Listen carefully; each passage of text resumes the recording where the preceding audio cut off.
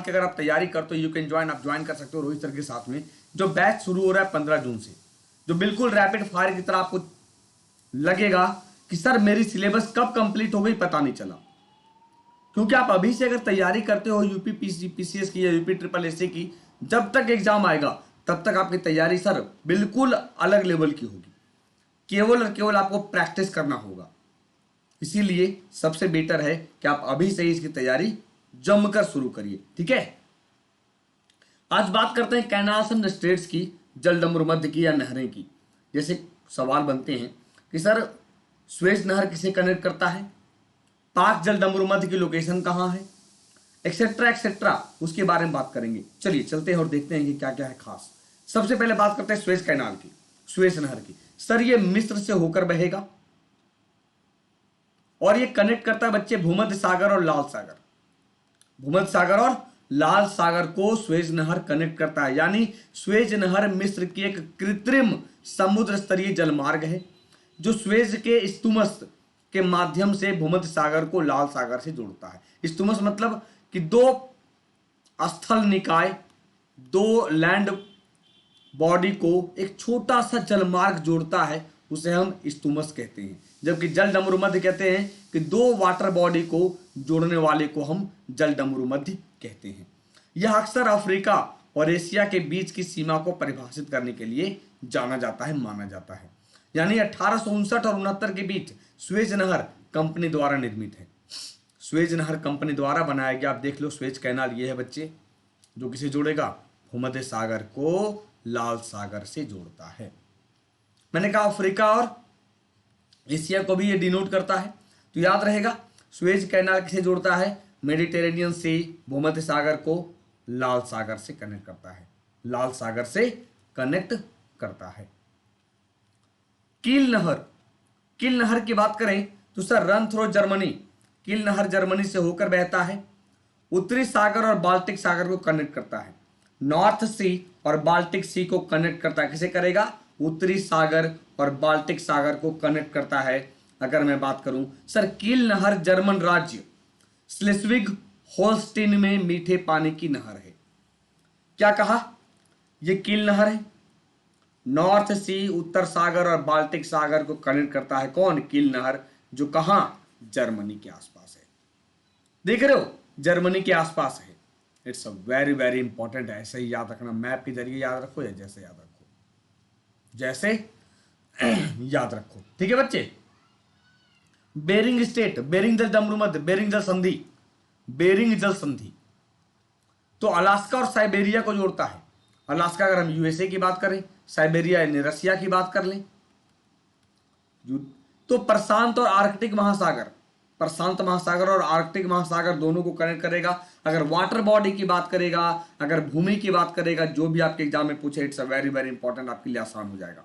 तो ये देखो, ये सर बेरिंग स्टेट है, ये अलास्का यूएस है, यहां पे रसिया साइबेरिया है, ये दोनों को कनेक्ट करता है ये बेरिंग। ये आ रही बातें समझ में, ये दोनों को आपस में कनेक्ट करता है, जोड़ता है। तो बस याद रखने का तरीका ऐसे बच्चे, याद रखना, भूलना मत।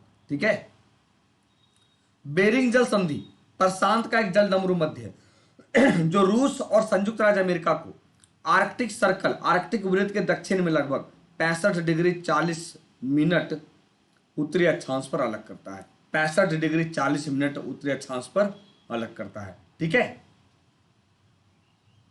पाक जल डमरू मध्य, पाक स्टेट भारत और श्रीलंका को अलग करता है। इसकी लोकेशन कहां है, बंगाल की खाड़ी और मन्नार की खाड़ी में।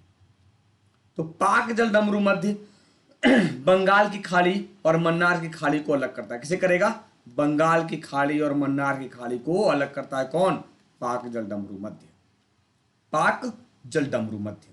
ठीक है, तो पाक जल डमरू मध्य भारत के तमिलनाडु राज्य और श्रीलंका के जो द्वीप हैं, श्रीलंका के एक आइलैंड है, उसके उत्तरी प्रांत जाफना जिले के बीच एक जल डमरू मध्य है। आइए मैप के जरिए देखते हैं पाक जल डमरू मध्य कहाँ है। तो ये पाक जल डमरू मध्य है, ये जाफना हो गया, और ये तमिलनाडु इंडिया का, जहाँ रामनाथपुरम है, ये पाक जल संधि है। ये क्या है, पाक जल संधि है। ठीक है बच्चे। जिब्राल्टर की खाड़ी, स्टेट ऑफ जिब्राल्टर है, जिब्राल्टर की संधि, जिब्राल्टर की संधि कर दो, सही है, जिब्राल्टर की संधि अफ्रीका और यूरोप को कनेक्ट करेगा। किसे करेगा? अफ्रीका और यूरोप को कनेक्ट करेगा। तो अफ्रीका अटलांटिक महासागर और भूमध्य सागर को, अटलांटिक ओशियन और मेडिटेरेनियन सी को कनेक्ट करेगा। It's a very very important बच्चे। दोनों चीज देखना, टेक्स्ट भी देखना, इमेज भी देखना, मैप भी देखना, वीडियो को 2 बार देखना। आपके जो कैनाल्स और स्ट्रेट्स की बात करें, जलडमरू मध्य की बात करें या जल संधि की बात करें, उसकी प्रॉब्लम आपकी बिल्कुल दूर हो जाएंगी। ठीक है। जिब्राल्टर की संधि है, जिब्राल्टर की जलडमरू मध्य एक संकीर्ण नैरो स्टेट है जो अटलांटिक महासागर को भूमध्य सागर से जोड़ती है। यूरोप में, अफ्रीका में मोरक्को से जिब्राल्टर और प्रायद्वीपीय स्पेन को अलग करती है। यूरोप में प्रायद्वीपीय मोरक्को, प्रायद्वीपीय स्पेन, और अफ्रीका में मोरक्को को अलग करती है। तो यूरोप में क्या हो गया? स्पेन हो गया। और देखते हैं मैप के जरिए, ये देखो जिब्राल्टर है, अटलांटिक ओशियन है और मेडिटेरेनियन सी, दोनों को अलग किया। आई बात समझ में? ये अफ्रीका हो गया, ये यूरोप का स्पेन हो गया। तो याद रखना बच्चे, ये बहुत महत्वपूर्ण है। मलक्का जलडमरू मध्य या मलक्का जल संधि किसे अलग करेगा? इंडोनेशिया और मलेशिया को। तो इंडोनेशिया में किसे? इंडोनेशिया में सुमात्रा, मलेशिया में मलय, और अगर महासागर की बात करें, महासागर की बात करें, तो पैसिफिक ओशियन को इंडियन ओशियन से, प्रशांत महासागर को हिंद महासागर से अलग करता है। ठीक है। ये देखो स्टेट ऑफ मलक्का, मलक्का जल संधि को, ये इंडोनेशिया है और ये मलेशिया है। इंडोनेशिया और मलेशिया को कौन अलग करता है? तो मलक्का जल की जल संधि अलग करता है। यहीं पे साथ में सिंगापुर लगता है, यहीं पे साथ में सिंगापुर लगेगा। आ रही बातें समझ में बच्चे? एकदम बिल्कुल समझना इमेज के जरिए। यहीं पे थाईलैंड आ जाएगा, यहीं पे थाईलैंड आ जाएगा। ठीक है।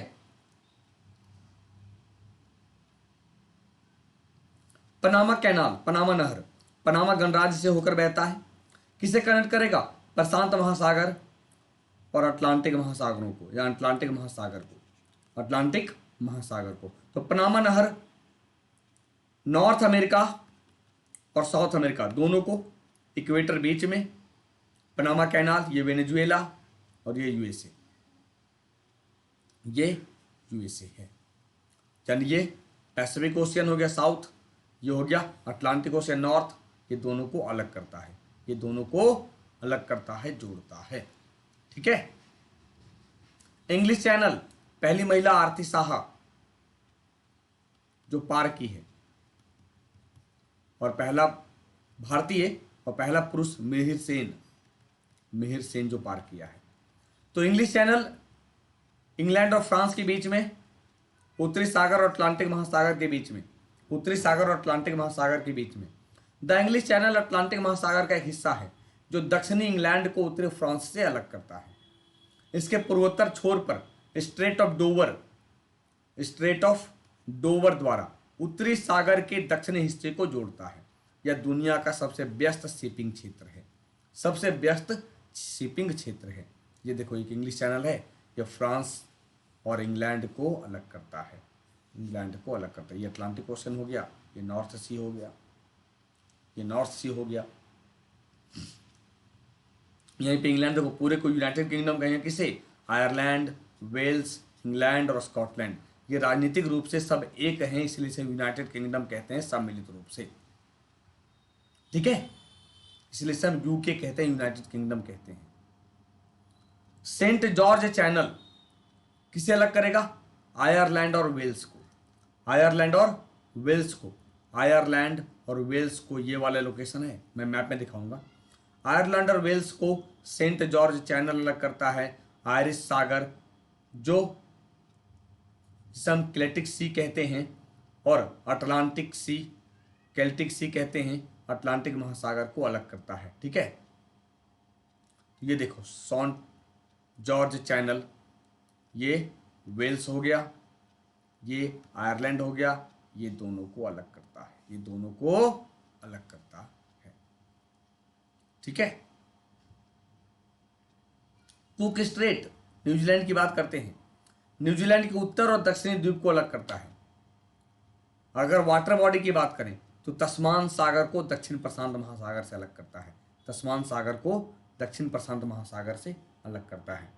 तो कुक स्ट्रेट एक जल डमरू मध्य है जो न्यूजीलैंड के उत्तर और दक्षिण द्वीपों को अलग करता है, या दक्षिण पश्चिम में दक्षिण प्रशांत महासागर के साथ उत्तर पश्चिम में तस्मान सागर को जोड़ता है। क्या जोड़ता है? तस्मान सागर को जोड़ता है। तस्मान सागर को दक्षिण प्रशांत महासागर से जोड़ता है। ये साउथ आइलैंड हो गया, ये नॉर्थ आइलैंड हो गया, ये न्यूजीलैंड हो गया। ठीक है फ्रेंड्स। 10 डिग्री चैनल अंडमान और निकोबार को अलग करता है। अंडमान और निकोबार को अलग करेगा। तो 10 डिग्री चैनल एक चैनल है, जलधारा है, जो बंगाल के खाड़ी में स्थित है।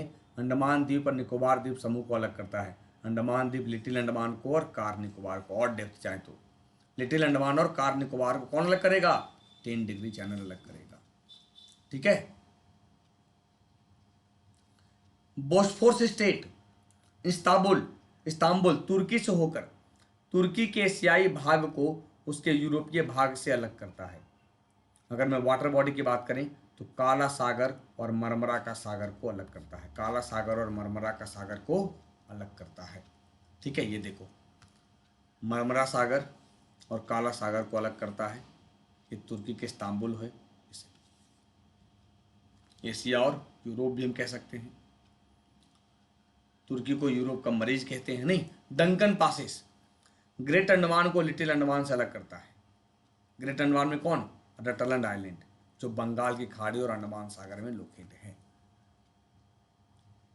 8 डिग्री चैनल किसे अलग करेगा? मालदीव और लक्षद्वीप को, अरब सागर में है। आपके लिए काम है कि सर 9 डिग्री चैनल किसे अलग करता है? 9 डिग्री चैनल, ये होमवर्क है आपका, कमेंट बॉक्स में बताना क्या है ये।